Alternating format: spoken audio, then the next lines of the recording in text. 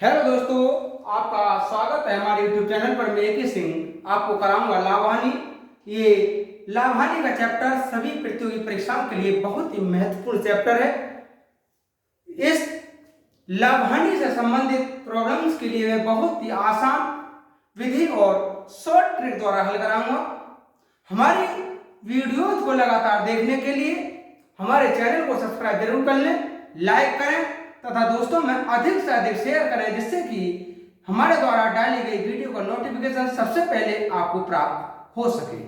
देखिए दोस्तों, जैसे कि ये लाभहानि से संबंधित एक प्रॉब्लम से एसएससी सीजीएल का जैसे क्वेश्चन है, एक दूध विक्रेता दूध को क्रय मूल्य पर बेचने की बात करता है। सवाल क्या बोला है? दूध विक्रेता दूध को क्रय मूल्य पर, यानी जो मूल्य पर खरीदा उसी पर बेचने की बात करता है। वह उसमें पानी मिलाकर बेचता है। करता क्या है? वो उसमें पानी मिलाकर बेचता है और 20% का लाभ भी कमा लेता है। यदि वह कुल मिलाकर 36 लीटर दूध मिलाकर बेचे, यानी कुल मिलाकर के वो पानी मिला हुआ 36 लीटर दूध अगर बेचता है 20% लाभ पर, तो बताओ उसमें पानी की मात्रा क्या होगी? दोस्तों, एक बहुत आसान सा ट्रिक रहता है इसका। अगर हम इस 36 लीटर दूध में दूध और पानी की मात्रा का अनुपात ज्ञात कर लें, तो समझ लीजिए कि दूध की चाहे पानी की, दोनों की मात्रा हम ज्ञात कर सकते हैं। लेकिन इस मिश्रण में दूध और पानी की मात्रा का ज्ञात करने का एक बहुत ही आसान सा तरीका रहता है। जैसे कि हमें दूध और पानी ये निकालना है। ये रहता है 100 अनुपात जो लाभ हुआ हो वो। लाभ कितना हुआ है? 20%। ये याद रखना है दोस्तों, जब भी ऐसे सवाल आ जाए और मिश्रण में किन्हीं भी दो पदार्थों की मात्रा का अनुपात ज्ञात करना हो, तो 100 लिखना है, अनुपात जो लाभ हो रहा हो उसे लिख दीजिए। अगर हानि हो रही हो तो हानि लिख लीजिए। ये हो जाएगा यहां से 5:1। हमने कहा है इस 36 लीटर मिश्रण में ये बताओ पानी कितना है, तो पानी की मात्रा, पानी का अनुपात 1 डिवाइड इन दोनों का योगफल और गुणा कुल मात्रा। ये होगा 1/6 गुणा 36 और ये होगा 6 लीटर। तो दोस्तों, इस 36 लीटर मिश्रण में पानी की मात्रा 6 लीटर होगी। इसका ऑप्शन नंबर सी करेक्ट होगा।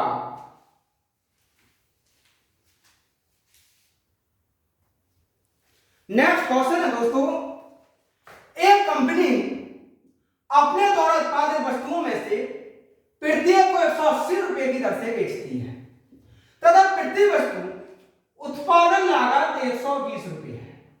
वस्तुओं का उत्पादन करने वाली मशीन चलाने हेतु प्रति माह 8,000 रुपए खर्च करने पड़ते हैं। यदि वह 4,000 रुपए मासिक लाभ कमाना चाहे तो कितनी वस्तुओं का उत्पादन तथा बिक्री करना चाहिए?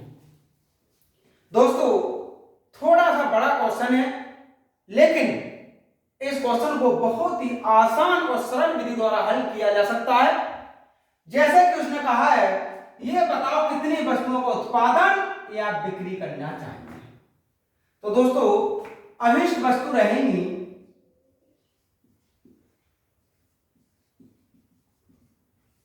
ये। देखो खर्च कितना है?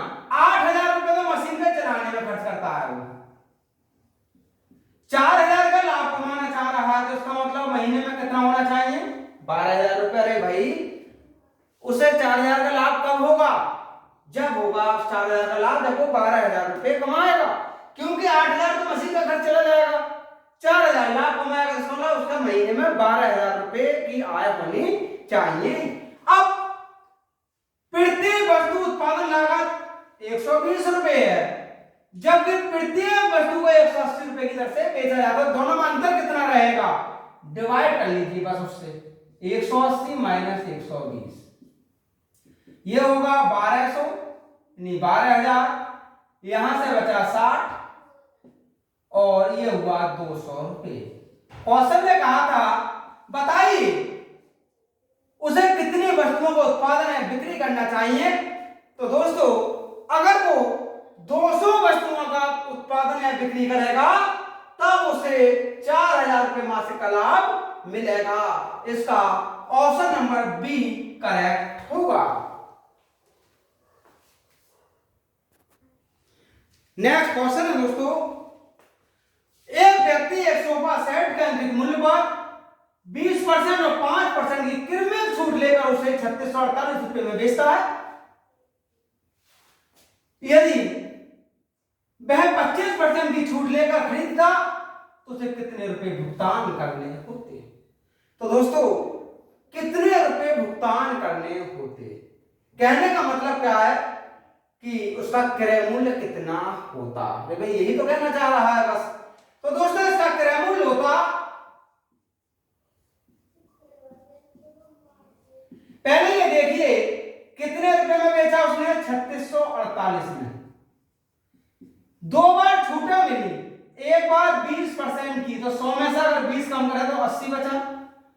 दूसरी बार 5% की, अगर 100 में से 5 कम करे 95 बचा। लेकिन अगर यदि वह 25% की छूट लेकर खरीदता तो 100 में से 25 कम किया तो 75 हुआ और ये हुआ 100। अब बताइए उसे कितने रुपए भुगतान करने होते। यहां से 20 पंजे 100, 20 चौक 80, 4 नियम 36, 4 एकम 4, 4 दूनी 8। यहां से 19 पंजे 95 और ये वाला 5, कितना बचा 912। यहां से दोस्तों 75 डिवाइड में ये वाला 19, अगर 19 से इसे डिवाइड करें तो 19 चौक 76,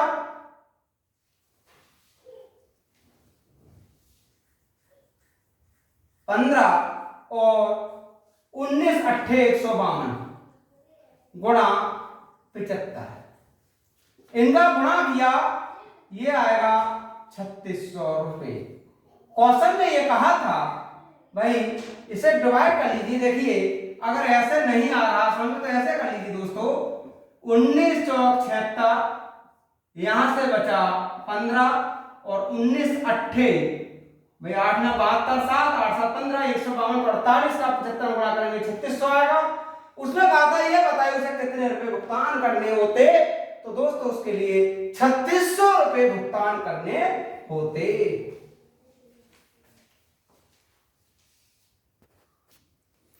नेक्स्ट क्वेश्चन है दोस्तों, एक स्थानीय होटल में 24 व्यक्तियों के खाने की व्यवस्था की गई और लागत पर 12.5% लाभ के आधार पर भोजन निश्चित किया गया।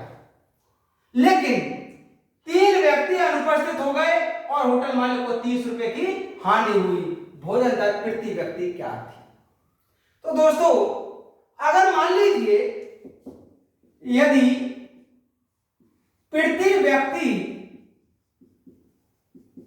जो भोजन दर थी वो 100 रुपए थी, अगर एक व्यक्ति 100 रुपए देता था तो 24 व्यक्तियों का भोजन दर कितनी हो जाएगी।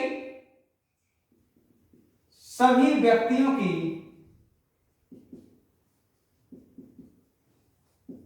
भोजन दर ये हो जाती 24x। लेकिन आगे कहा क्या, 12.5% के आधार पर उसने भोजन निश्चित किया। तो दोस्तों ये देखो उसी खाने पर लागत क्या आ जाती। तो खाने की जो लागत आती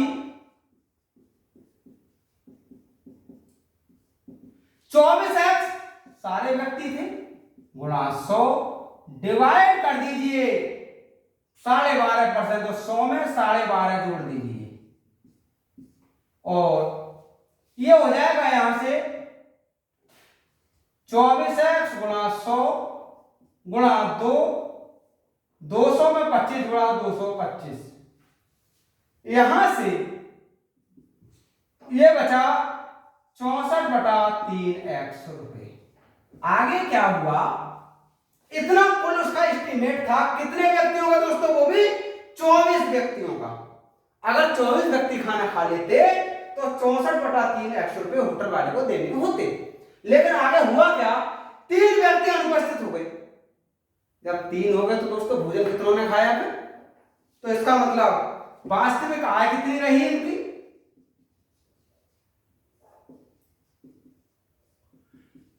24 थे, 3 व्यक्ति अनुपस्थित हो गए, इसका मतलब इतने लोगों ने खाना खाया था।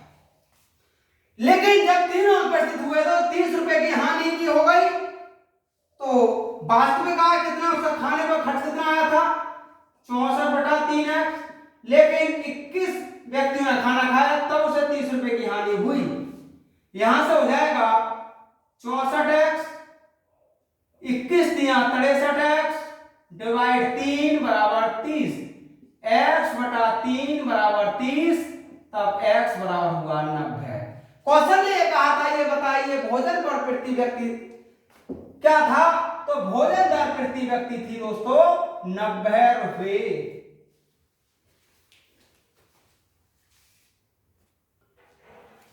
नेक्स्ट क्वेश्चन है दोस्तों, यदि 1 रुपए में 15 बटन खरीदकर 1 रुपए में 10 बटन की दर से बेचा जाए तो प्रतिशत लाभ क्या होगा। बहुत ही आसान ट्रिक द्वारा हल हो सकता है दोस्तों। प्रतिशत लाभ पूछा है तो लाभ प्रतिशत, ये देखो 1 रुपए में 15 बटन खरीदकर, तो खरीदी गई वस्तु 15, बेची गई 10, डिवाइड करते हैं बेची गई वस्तु से और गुणा कर लेते हैं 100 से। यहां से बचा 5 गुणा 100 डिवाइड 10, ये हुआ दोस्तों 50%। क्वेश्चन ने कहा था बताइए उसे कितने परसेंट का लाभ होगा, तो उसे 50% का लाभ होगा। इसका ऑप्शन नंबर डी करेक्ट होगा।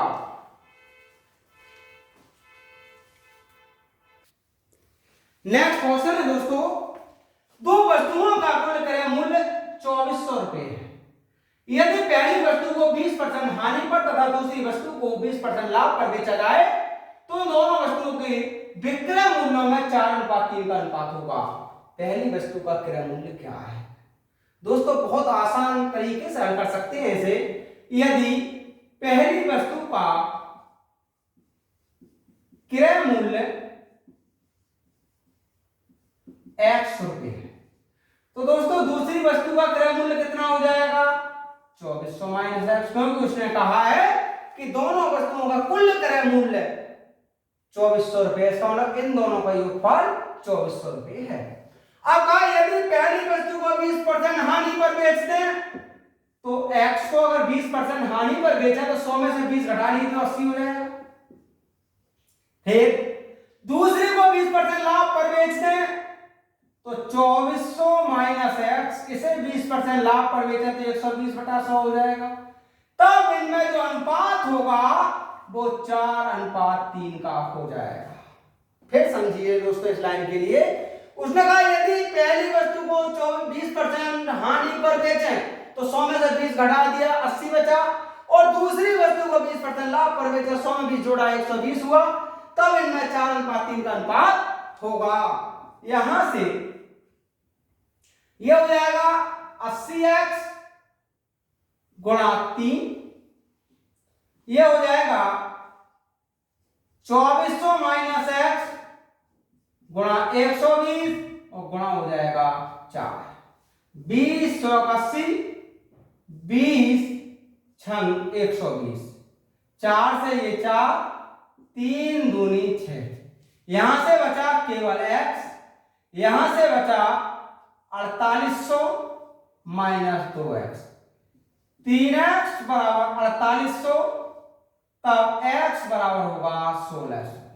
क्वेश्चन ने कहा था ये बताइए पहली वस्तु का क्रय मूल्य क्या होगा, तो दोस्तों पहली वस्तु का क्रय मूल्य होगा 1600 रुपए।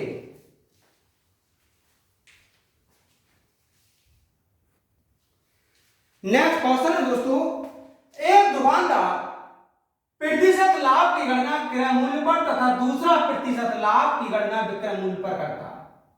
यदि दोनों 20% लाभ कमाने का दावा करते हो तो दोनों के क्रय मूल्यों में क्या अनुपात है। ये मान लीजिए कि पहले दुकानदार का क्रय मूल्य दूसरे दुकानदार के विक्रय मूल्य के बराबर है। इस तरह के अगर सवाल आ जाते हैं दोस्तों दोस्तों, तो इन्हें हल करने का बहुत ही आसान से शॉर्ट तरीका होता है। उसने कहा दोनों के क्रय मूल्य में क्या अनुपात होगा। तो दोस्तों ये जो अनुपात होगा ये होगा 100 अनुपात 100 में से ये लाभ घटा दीजिए। अगर ये हानि होती तो 100 में जोड़ देते। याद रखना है, अगर लाभ हो रहा है दोनों को तो समझ लीजिए 100 में घटा दीजिएगा, और हानि हो रही है तो 100 में जोड़ दीजिएगा। ये हो जाएगा 100 अनुपात 80, 20 पंजे 100, 20 चौक 80। क्वेश्चन ने कहा था बताइए इनके क्रय मूल्यों में क्या अनुपात है। तो दोस्तों उनके क्रय मूल्यों में अनुपात होगा 5:4।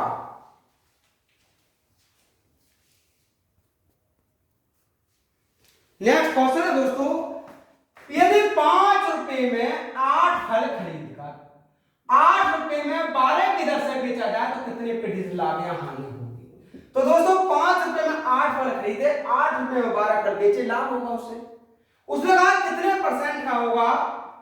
तो लाभ प्रतिशत रहेगा, देखिए 8 फल 5 रुपए में खरीदे गए और 8 रुपए में 12 की दर से बेचे गए, तो 8 फल 8 रुपए में, तो इसका मतलब 8 गुणा 8 माइनस 5 गुणा 12 डिवाइड कर लीजिए 5 गुणा 12, और दोस्तों टोटल को गुणा कर लीजिए 100 से। ये हुआ 64 माइनस 60 डिवाइड 60 गुणा 100। यहां से बचा 4/60 गुणा 100, ये हुआ 40/6। इसे हम 20/3 भी लिख सकते हैं। 3 6 18, 6 सही 2/3। क्वेश्चन ने कहा उसे कितने प्रतिशत लाभ या हानि होगी, तो उसे 6 सही 2/3 प्रतिशत का लाभ होगा। नेक्स्ट क्वेश्चन है दोस्तों, यदि 50 कलम का क्रय मूल्य 60 कलम के विक्रय मूल्य के बराबर है तो प्रतिशत लाभ या हानि क्या होगी।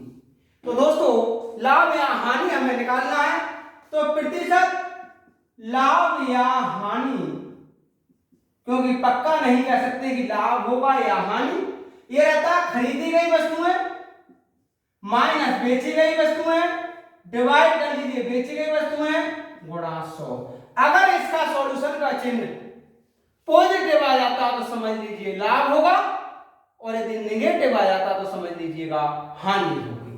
यहां से बचा माइनस का 10 डिवाइड 60 गुणा 100, ये हुआ माइनस का 50/3 अर्थात 16 सही 2/3। तो इसका माइनस अब नेगेटिव चिन्ह आ रहा है, तो सीधी सीधी बात है उसमें लाभ नहीं हानि हो रही है। तो दोस्तों हानि प्रतिशत होगी 16 सही 2/3, 16 सही 2/3 प्रतिशत।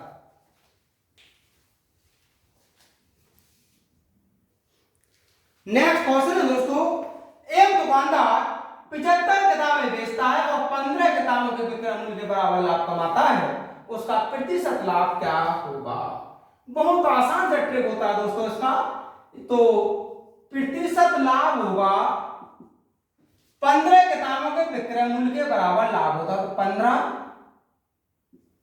डिवाइड 75 माइनस 15 और गुणा कर लीजिए 100, क्योंकि जब वो 75 किताबें बेचता है तब 15 किताबों के विक्रय मूल्य के बराबर लाभ होता है। इसका मतलब 60 किताबों का मूल्य ही तो 15 किताबों के विक्रय मूल्य के बराबर होगा, तो 75 में से 15 कम कर लीजिए, 15 डिवाइड 60 गुणा 100, ये हुआ 1/4 गुणा 100, और ये हुआ दोस्तों 25%। क्वेश्चन ने कहा था उसका लाभ कितने प्रतिशत होगा, तो उसका लाभ होगा 25%।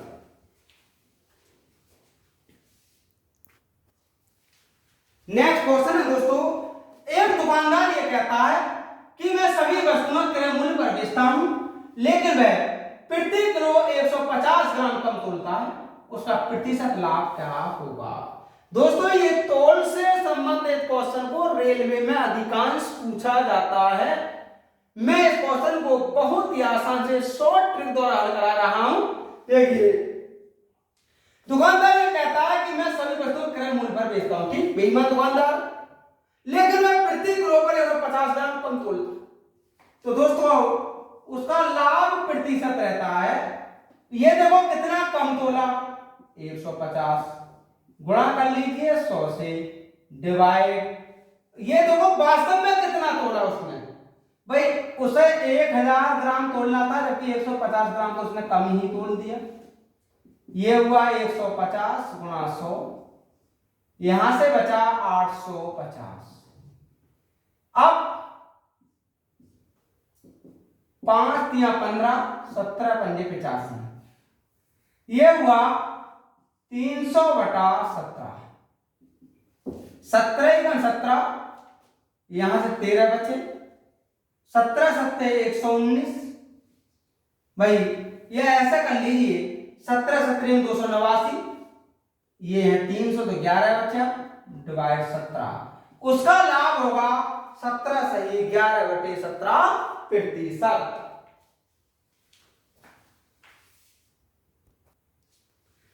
नेक्स्ट क्वेश्चन है दोस्तों, एक किसी वस्तु को बी को 10% लाभ पर बेचता है, बी उसे सी को 20% हानि पर तथा सी उसे 15% लाभ पर डी को 2024 रुपए में बेच देता है। ए ने उसे कितने रुपए में खरीदा था, अर्थात ये कहना चाह रहे हैं, बताइए ए का क्रय मूल्य क्या था। तो दोस्तों ए का क्रय मूल्य था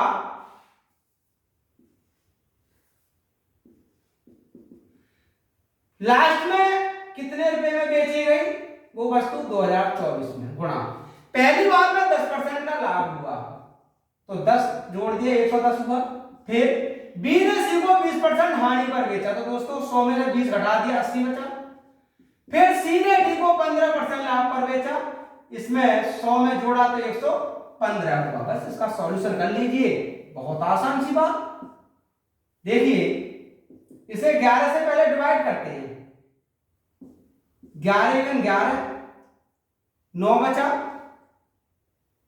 92 हो गए, 11 × 88 और 11 × 4 44, 184 गुणा 100 डिवाइड हो जाएगा 8 गुणा 115। यहां से 8 दूनी 16 और 8 तिया 24, 23 पंजे 115, 5 दूनी 10, ये होगा दोस्तों 2000 रुपए। क्वेश्चन में कहा था ए ने उसे कितने में खरीदा था, तो ए ने उसे 2000 रुपए में खरीदा था। इसका ऑप्शन नंबर ए करेक्ट होगा। दोस्तों इस तरह के क्वेश्चन किसी भी प्रैक्टिस सेट में हो उन्हें हल करें। अगर कहीं कोई भी प्रॉब्लम आती है तो कमेंट जरूर करें और हमारी वीडियोज को लगातार देखने के लिए हमारे चैनल को लाइक करें, शेयर करें तथा सब्सक्राइब करें और अधिक से अधिक दोस्तों को भी शेयर कर दें और सब्सक्राइब करा दें, जिससे कि हम जो भी वीडियो डालें वो सबसे पहले आपको प्राप्त हो सके।